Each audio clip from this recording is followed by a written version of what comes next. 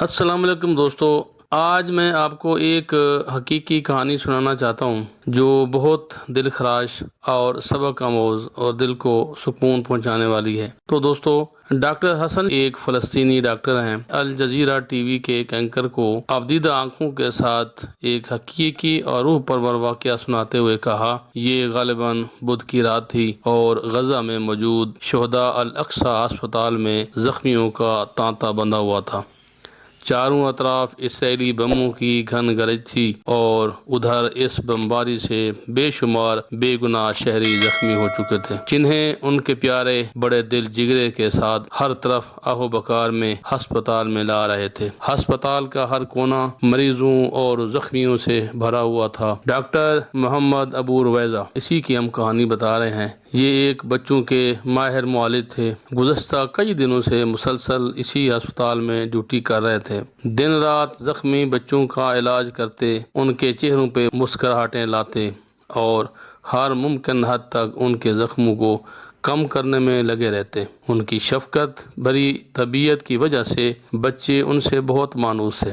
آخری زخمی بچے کا علاج مکمل کر رہے تھے۔ ڈاکٹر حسن بشیر کہتے ہیں کہ میں نے انہیں مشورہ دیا، محمد تم بہت تھک چکے ہو، کچھ دیر آرام کر لو۔ ڈاکٹر محمد مسکرائے، ان کی آنکھوں میں شفقت تھی اور کہنے لگے، ہاں حسن، تم ٹھیک کہہ رہے ہو، بس میں تھوڑی دیر آرام کرتا ہوں اور فوراً دوبارہ بچوں میں آپ کو نظر آؤں گا۔ تو ڈاکٹر حسن اپنے آنسو بہاتے ہوئے اینکر کے سامنے کہتے ہیں، یہ کہہ کر وہ نماز عشاء ادا کرنے اور کچھ دیر آرام کرنے کی غرض سے اپنے کمرے کی طرف چل دیے۔ کافی دیر گزر گئی لیکن وہ واپس نہ آئے۔ ڈاکٹر حسن آنسو بہاتے ہوئے کہہ رہے تھے کہ مجھے فکر لاحق ہو گئی کہ ڈاکٹر محمد واپس کیوں نہیں آئے، خدا نہ خواستہ وہاں پر بھی کوئی بم نہ گرا ہو۔ تو میں ان کے کمرے کی طرف گیا، دروازہ بند تھا، آواز دی، محمد محمد، لیکن کوئی جواب نہ آیا۔ کھڑکی سے جھانکا تو دیکھا کہ ڈاکٹر محمد سجدے میں تھے۔ کچھ لمحے انتظار کیا مگر کوئی حرکت محسوس نہ ہوئی۔ گھبرا کر دروازہ توڑا، اندر داخل ہوا تو میرے دل کی دھڑکنیں اور تیز ہو گئیں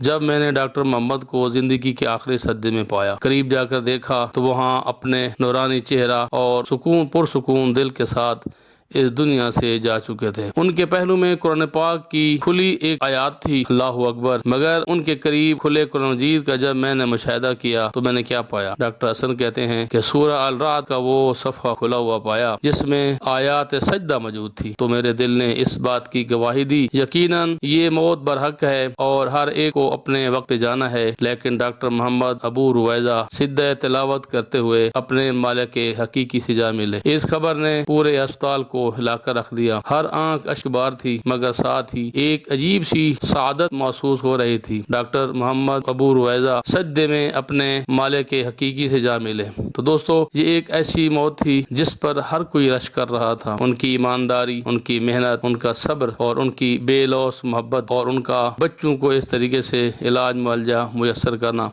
سب کے دلوں میں ہمیشہ زندہ رہے گا۔ دوست، ساتھی، مریض، ہر ایک یہ کہہ رہا تھا، یہ سعادت ہر کسی کو نصیب نہیں ہوتی۔ واقعی ڈاکٹر محمد ایک عظیم انسان تھے۔ تو دوستو، یہ کہانی ہمیں سکھاتی ہے کہ موت ایک اٹل حقیقت ہے جو کسی کو بھی کسی لمحے اچک لے جا سکتی ہے۔ اصل سوال تو یہ ہے کہ ہم کس حالت میں اس دنیا سے جائیں گے۔ کیا ہماری زندگی کسی کے لیے راحت کا سبب بنی؟ کیا ہم نے اللہ کی رضا کے مطابق زندگی گزاری؟ دوستو، ڈاکٹر محمد ابو رویضہ کی سچی کہانی ہمیں یاد دلاتی ہے کہ اصل کامیابی ہمیشہ حق کے راستے پر چلنے اور خدمت خلق میں ہے۔ تو دوستو، وفات سے کچھ دیر قبل ڈاکٹر محمد نے اپنے فیس بک پر ایک آخری سٹیٹس کے طور پر سورہ الکہف کی آیات نمبر 58 لکھی، جس کا ترجمہ یہ تھا، اور تیرا رب بڑا بخشنے والا اور رحمت والا ہے۔